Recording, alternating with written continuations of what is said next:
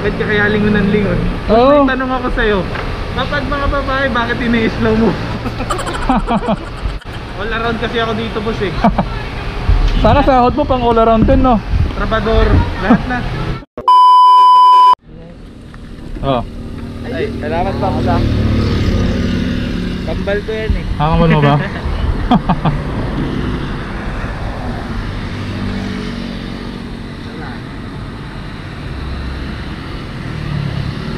Okay na. Sige, ingat ha.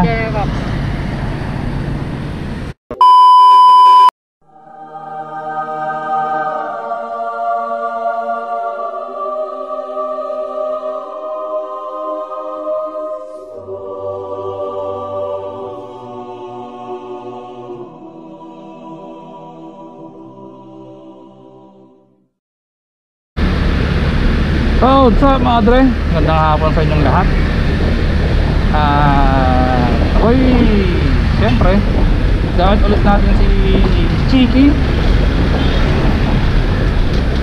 Maraming salamat ulit kay Mantis 23 na napakaganda at upod ng sexy. Napakaputi din yan. Napakakinis. Parang bagong panganak na daga. Joke lang. Ay mga Dre, magandang hapon sa inyong lahat. At ako ay nagmo-motovlog na naman syempre. At kasalukuyan na nito ngayon sa General Luna ng Malabon City. So yun, mag-iikot ngayon tayo para maghanap ng mga taong nasisiraan sa kalsada. Hindi po ng ulo, hindi po ng puso, kundi ng motor o ng bisikleta, no? So yun, nandito na naman tayo sa napakamahiwagang Barangay Concepcion. So dito madalas nagbababaan ang mga nagagandang mga anghel. So pag nandito tayo dito, mabagal lang.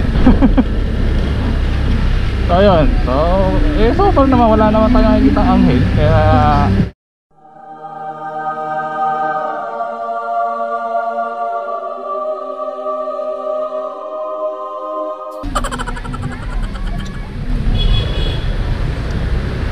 business as usual.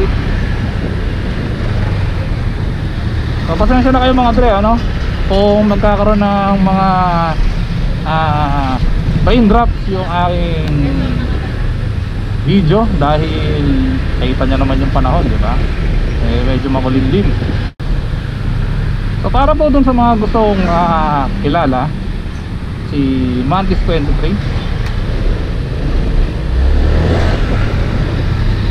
para dun sa mga subscribers natin dyan na naintriga kung ano itsura ni Mantis 23, marahil ay mag-comment lang kayo sa comment section.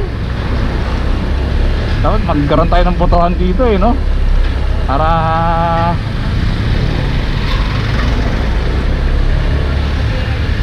Para malaman natin kung sino yung magwawagi, kung mas marami bang gustong makilala o masilayan ang kagandahan ni Mantis 23 at ang kanyang kaseksihan.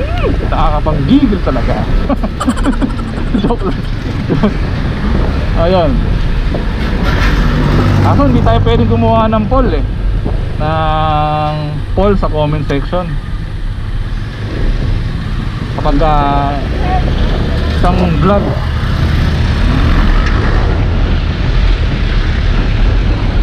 Yung poll, magagawa lang natin siya kapag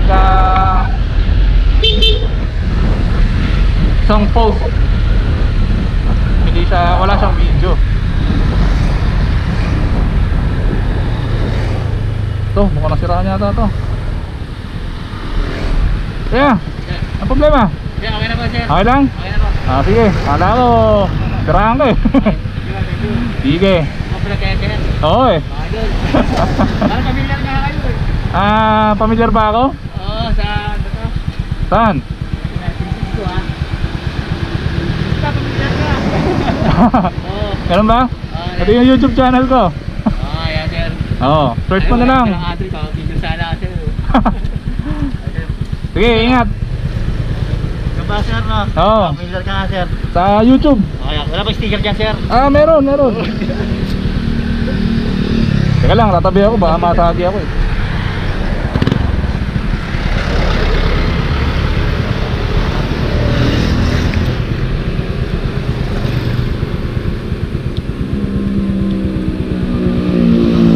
Andre. Okay, thank you sir. Sige, salamat din. Thank you. Okay pa sir. Sige, ingat. Okay pa sir. Okay. So yun.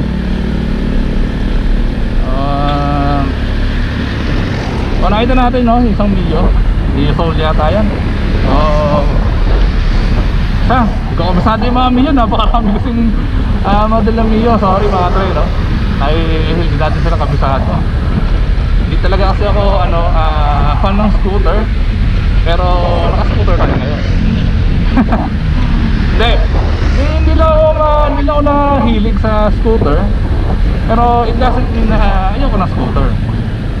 Kung tutusin, nag-enjoy nga akong gamitin itong si TT dahil napaka-convenient dahil ng scooter compared sa mga naka-manual no? Kaya para sa akin mas okay ito. Kung papipiliin ako, kung pagdating sa comfort, kung yung Raider ko ba, si Zephyr ba, itong si TT, mas pipiliin ko to kasi dito hayaya yung buhay ko eh. Hindi ako masyadong pagod eh pag ito yung dala ko eh. Pag yung Raider yung dala ko, pagod ako eh. Kaya lang siyempre mas love ko yung Raider ko dahil kaya ngayon yung pinili ko eh, dahil yun yung gusto ko. Yun yung aking iniibig talaga, di ba? So tara mga Dre, samahan nyo ako at maghanap tayo ng mga nasisaraan ng motorsiklo. Sana wala tayong makita no, para naman maayos lang nakakauwi sa kanilang mga tahanan. Pero pag meron, siyempre tutulungan natin sa abot ng ating makakaya. Tsaka kung hindi natin kayang gawin, siyempre sasabihin natin para hindi sila umasa na magagawa natin yung motor nila. So basta kung ano lang kaya natin itulong, yun lang itutulong natin sa kanila. So huwag na natin paabay ito mga Dre, simulan natin ang paghahanap.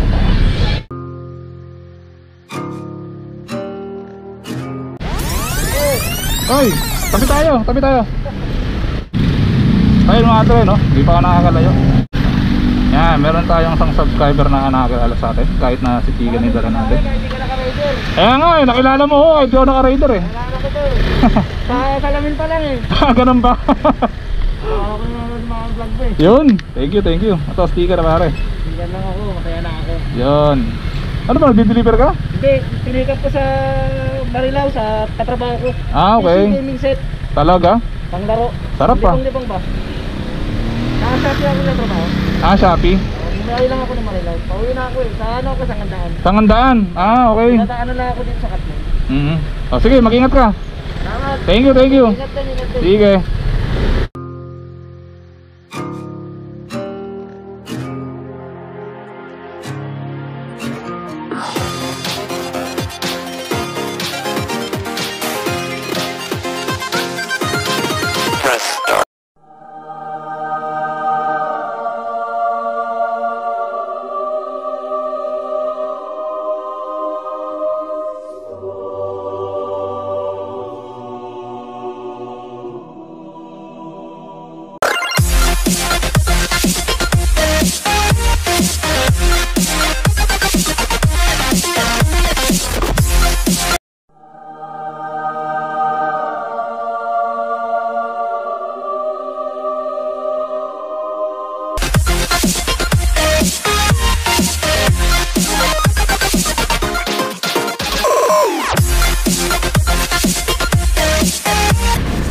So mga Dre, meron ako nakitang tricycle dito. Yun o, sa left side na nagkukumpuna eh. Nakita ko parang may problema to sa sprocket o kaya kadena. So ikutan ko lang, baka naman meron tayong maitulong no, para maayos na yung motor niya.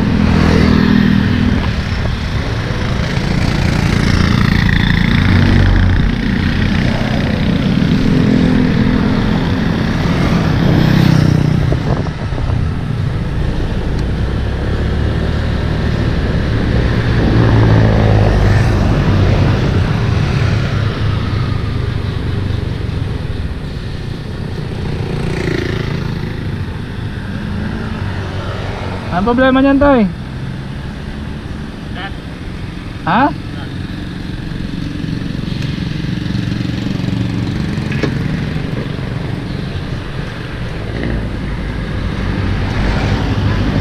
Oh.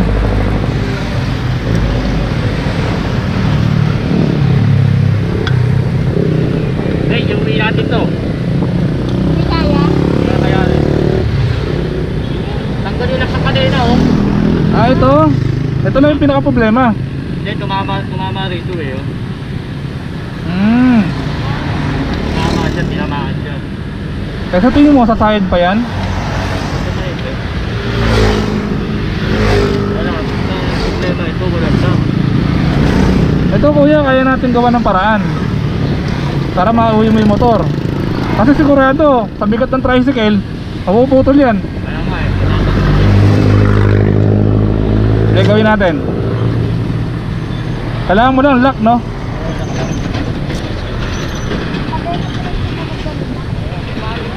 So, tabi lang natin yung motor mga Dre, para naman hindi masagi.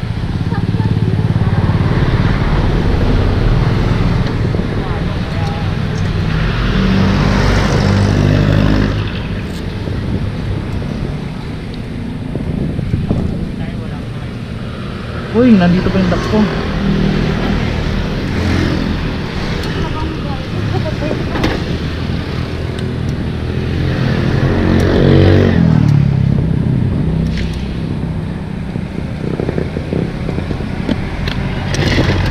Ay, ito lang pala.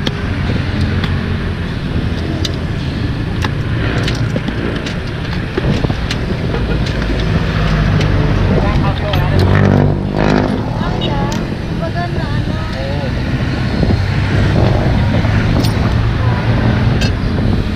Maiga clutch mo ba yan? Oo, hindi.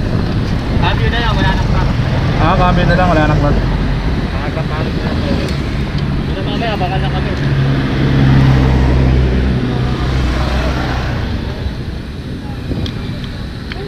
Okay, lang pala siya. Kung mag-alala kuya, makakauwi ka. Ah, okay.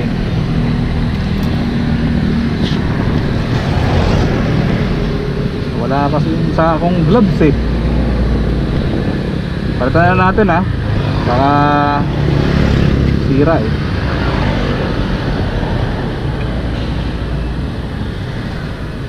Ayun lang.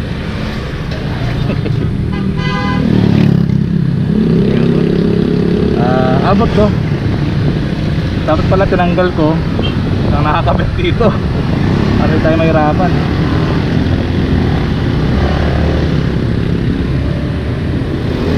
Ayun.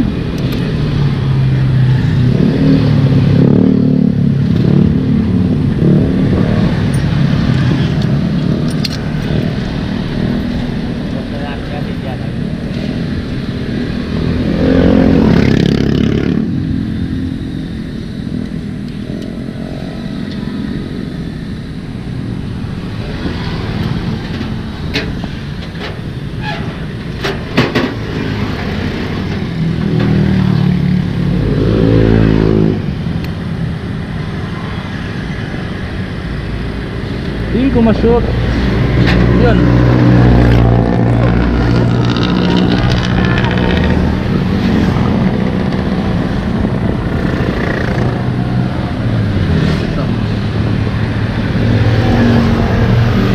Ay.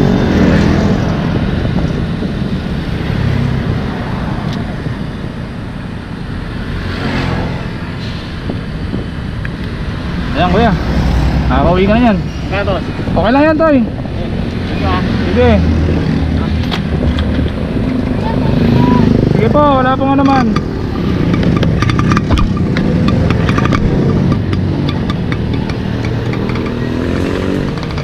Ito yung mga dre, no?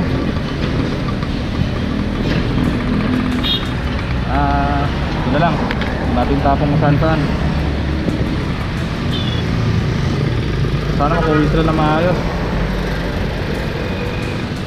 So, kailangan ko na ulit bumili ng lock kasi dalawa na lang stock ko.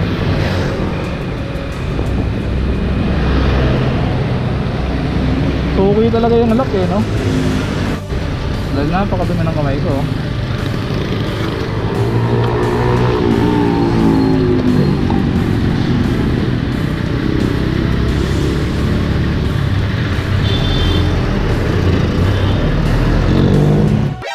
NANI?! お前はもう死んでいる。